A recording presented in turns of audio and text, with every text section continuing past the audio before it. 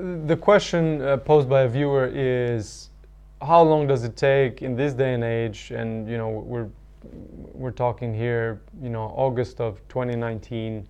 How long does it take to bring a spouse to the United States via CR1 or a spousal petition? And the answer is it varies a little bit, and the timelines have increased by about a month or so. But depending on the country, and if you did everything right, remember, if you did everything right, it should take you somewhere between 7.5 to 11.5, 12 months. If you didn't do it right, it could take you 3 years. I've seen people get caught up in this situation that they try.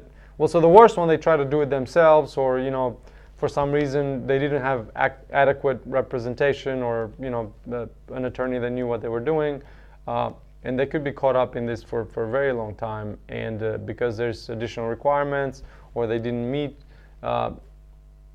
what was asked to begin with, or they didn't provide the right evidence.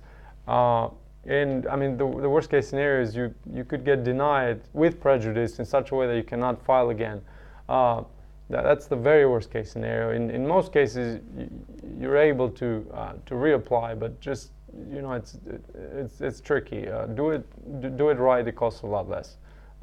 And if you need help, reach out to us.